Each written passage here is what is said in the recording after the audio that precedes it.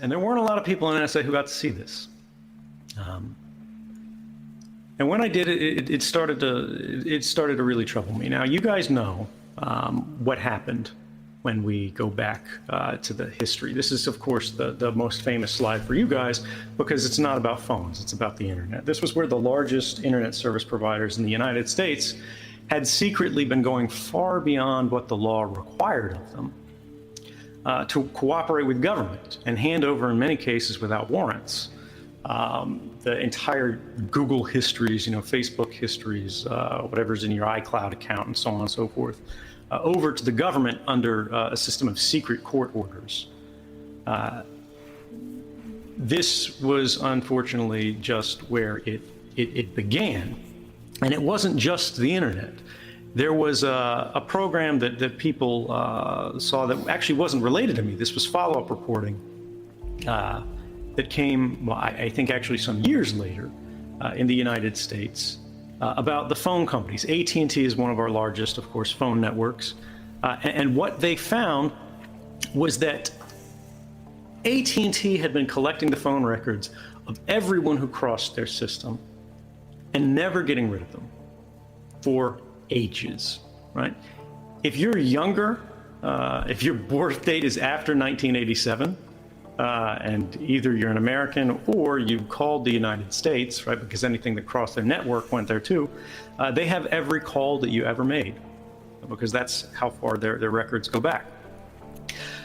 They were keeping the tower data, which is, of course, the ledger of your cell phone screaming, here I am, here I am, here I am, going all the way back to July 2008, right? So they have more than a 10-year history of everyone's movements as they crossed the path of their cell phone towers.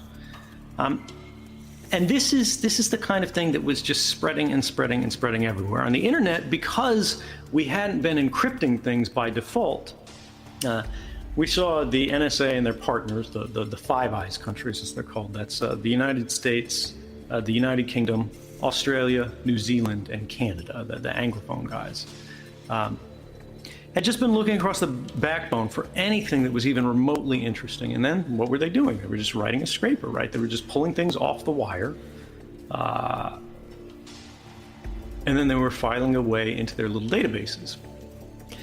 And so they were getting pictures of your webcams. They were getting everything that you typed into the search box before Google finally went and encrypted it. And then they had to ask Google for it, but Google would still handle it over.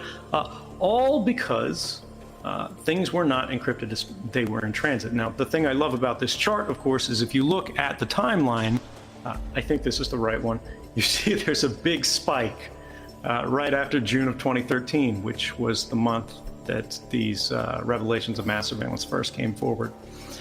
And this is where I want to talk about you guys as a cohort, not just as people working on Web3 sort of initiatives, but as technologists. You did that, right? That spike is you.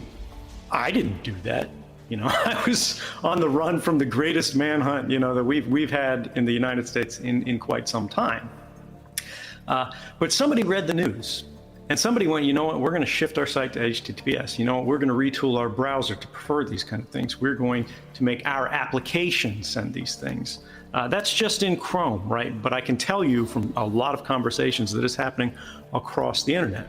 And so what did these agencies do in response? They go, oh no, people are collecting things in transit. And of course, this is the problem they've always had throughout history. They go, these people know what they're doing. They use encryption.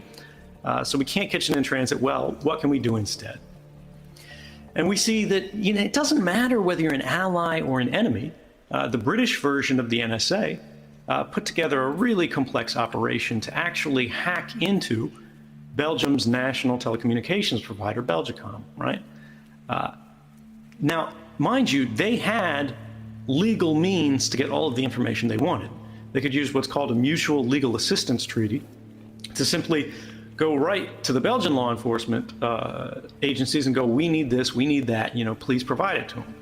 And it would take a little time because people would have to actually check it, but then they would get it. Instead, they went, well, why don't we just let ourselves in? Then we don't have to deal with their encryption because we have their keys.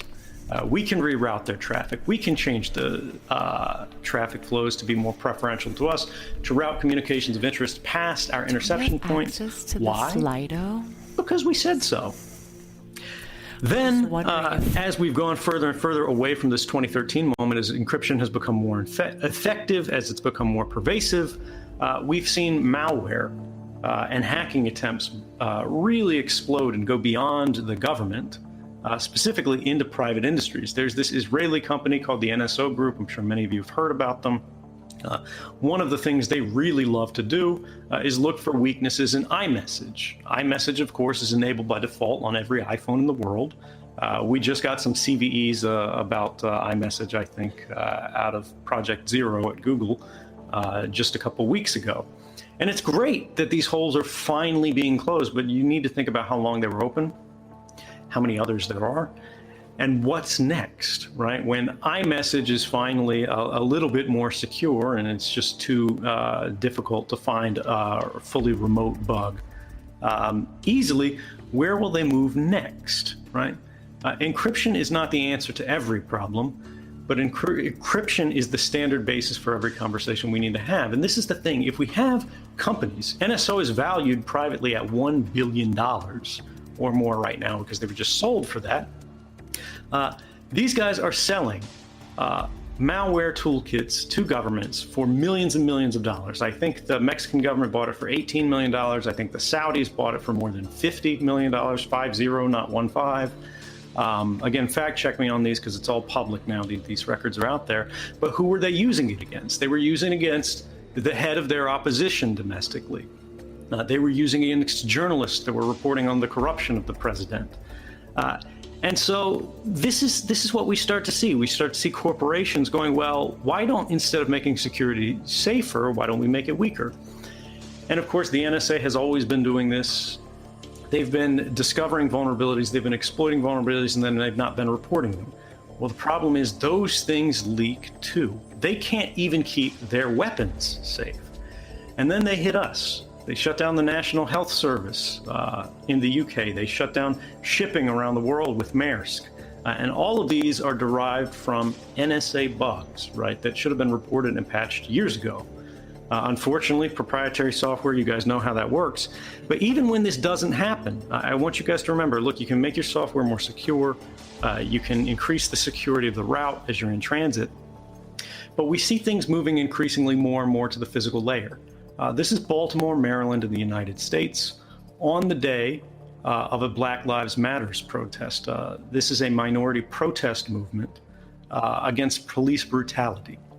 And one of the interesting things we saw was an FBI surveillance plane during the entirety of the protest was simply doing orbits again and again and again and again. And the only reason they do that in this kind of way is to form a census of which phones are in the area on the basis of their radio identifiers, right? Again, those globally unique or universally unique identifiers that are baked into hardware. And so I want you guys to constantly be thinking about where can we strip these identities out? Because now it's not on planes, right? Now it's on the cell phone tower next to you. Now it's in the gas station. Now it's at the mall, right? At the gates and at every store. And this is something that's going to continue to get worse. And like, where is this going? We see in China, where they really don't care about the public narratives because they can use their information control to maintain public support despite the abuses. This is not going to be theory. This is not going to be fearful conversations from paranoiacs like myself and hopefully yourself. This is going to be everyone. This is going to be your neighbors. This is going to be your family. This is going to be people who don't understand politics, who don't understand technology, because they don't have time, right? They have other obligations. They have other things they've dedicated their lives to, and they're just trying to get through the day. And if we don't do something about that, if we simply let the world continue on the same dynamic of an increasingly identified world, we are going to find that we no longer have the power to resist, because we no longer have the power to coordinate, the power to collaborate, because all authority has become centralized.